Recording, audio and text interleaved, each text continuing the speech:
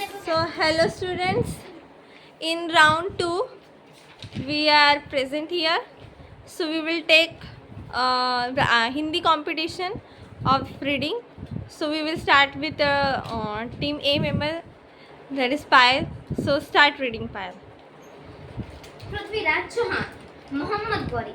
हमने बड़े से बड़े राज्यों को जीता है, लेकिन जितना खजाना दिल्ली में है उतना और कहीं नहीं। अगर हम दिल्ली के खजाने को लूट ले तो हमारा मुल्क सबसे धनी मुल्क बन जाएगा और सोने की चिड़िया भी कहलाएगा। मंत्री सुल्तान, माफी चाहता हूँ। दिल्ली के शासक पृथ्वीराज चौहान युद्ध कौशल में माहिर है। उनको पराजित करना लोहे के चने चबाने जैसा है।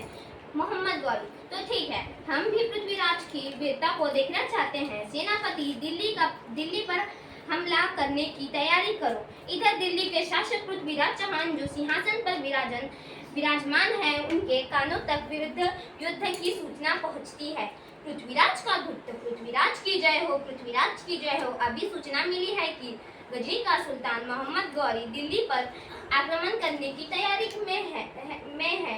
पृथ्वीराज चौहान जोश में। पृथ्वीराज चौहान इतना कमजोर नहीं कि मोहम्मद गौरी जैसे तुल्लच लुटेरे से भयभीत हो जाए।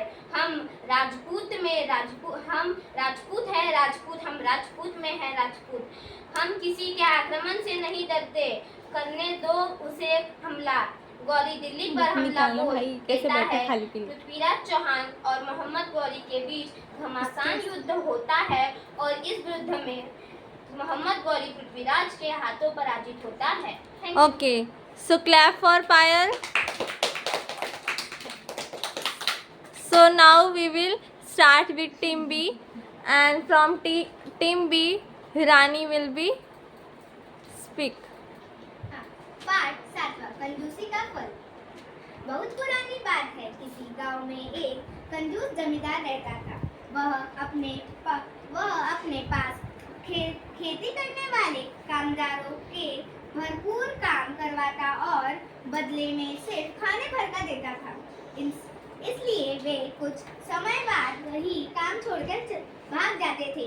जमींदार की कंजूसी के बारे में सब जान चुके थे। फिर एक दिन ऐसा भी आया कि उसे खेतों पर काम करने के लिए आदमी मिलने मुश्किल हो गए। वह जिसे काम पर रखते की कोशिश करते, वही काम करने से मना कर देते थे। उसी गांव में श्याम नाम का एक बुद्धिमान युवक रहता था। उसे जब जमींदार की कंजूसी के बारे में बुक्स पता ओपन चला करके रखो सब। तो वीडियो में तुम्हारे बुक्स ओपन सब चाहिए। इकरा अहमद को भी एक कॉपी दे। निश्चय कर वह जमींदार के पास पहुंचा और उसने कॉपीज निकाल के बैठो, वीडियो में बिना ऐसे ही बैठे हो। खेतों में काम करने की वहाँ से जा, ऐसे जाओ। जमींदार इसको भी दे अहमद को।